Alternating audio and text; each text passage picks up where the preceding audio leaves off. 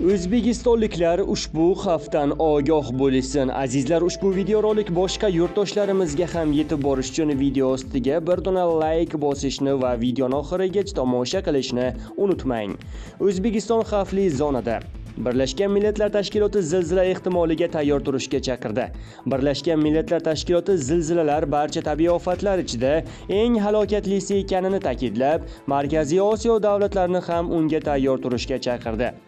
Yer silkinishlari 2000-yildan 2023-yilgacha dunyodagi barcha tabiiy ofatlar ichida o'lim holatlarining yarmidan ko'piga sabab bo'lgan. Hozirda hududlar kesimida 15 milliondan ortiq aholiga ega Istanbul shahri eng ko'p xavotir uyg'otmoqda.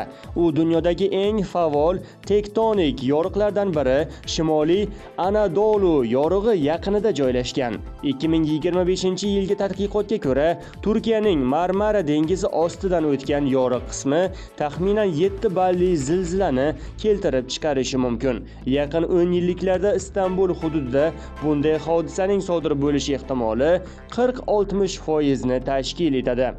Markaziy Osiyo davlatlari xavf zonasida joylashgan.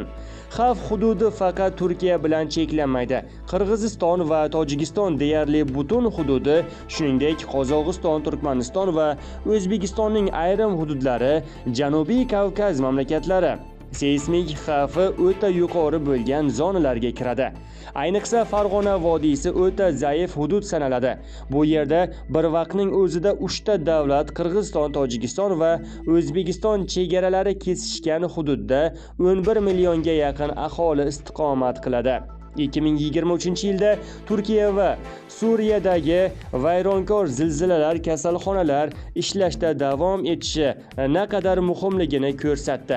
Tabiiy ofatdan keyingi dastlabki daqiqalarda tibbiyot muassasalari ishdan chiqsa, minglab jabrlanganlar hayoti zarur yordamsiz qolishi mumkin. Zilzilaga tayyor turish choralari. Jahon Sog'liqni saqlash tashkiloti ekspertlarining ta'kidlashicha, zilzilaga oldindan tayyorgarlik ko'rish uning oqibatlarini bartaraf etishga qaraganda ancha arzonroqqa tushadi.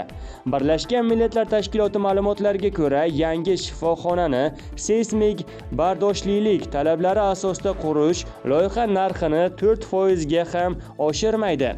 Mavjud binolarni modernizatsiya qilish esa ularning qiymatidan qariyb 1% atrofida mablag' talab etadi. Bu inshootlarning ehtimoliy tabiiy ofatdan keyin ham o'z faoliyatini muvaffaqiyatli davom ettirish imkoniyatini keskin oshiradi. Tibbiy infratuzilmani mustahkamlashdan tashqari, shoshilinch tibbiy brigadalarni doimiy shay holatda saqlash, muntazam o'quv mashg'ulotlarini o'tkazish, xalqaro hamkorlikni kuchaytirish, keksalar va nogironligi bor shaxslar kabi zaif qatlamlarni himoya qilishga alohida e'tibor qaratish tavsiya etiladi. Azizlar, videorolik boshqalarga ham yetib borish uchun video ostiga bir dona like bosib, kanalga obuna bo'lishni unutmang.